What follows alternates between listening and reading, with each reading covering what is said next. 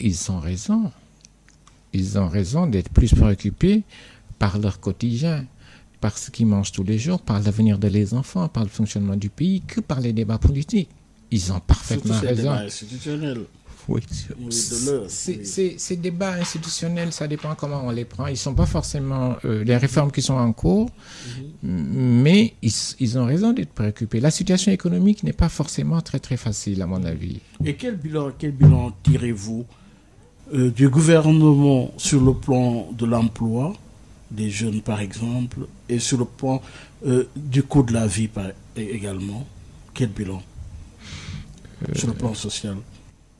C'est un peu mitigé, mais je pense que le plus important, c'est de voir que ce pays peut s'inscrire dans la durée. Il y a des effets immédiats, mais je pense que dans la durée, on peut arriver à des situations économiques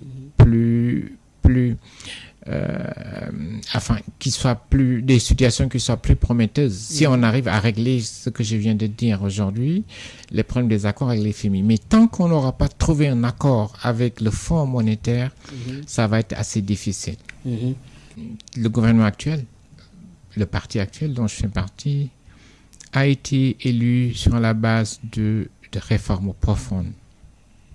Oui. Mais ce qu'on ne doit pas oublier, avec cette promesse d'aller vers une rupture profonde, oui. Ce qu'on ne doit pas oublier, c'est que 80% des 54% des Sénégalais qui ont élu le président de la République, qui ont aussi permis à passer d'avoir les 30%, je dis bien 80%, c'est des gens qui n'appartiennent à aucun parti politique.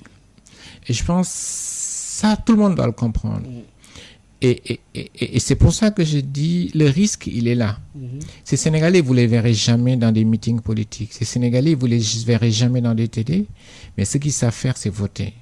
Et je pense qu'on a tous intérêt à trouver une solution et pour aller à l'essentiel. Oui, mais justement, cette promesse d'aller vers une rupture profonde pour améliorer le sort des Sénégalais, aujourd'hui, ces mêmes Sénégalais assistent à une lutte de pouvoir aujourd'hui. Vous en convenez? Oui, il y a des difficultés et c'est très dommage. Oui. Il y a des difficultés et c'est très dommage. Et je pense que l'erreur qui a été faite, c'est de penser que le pouvoir exécutif peut se partager.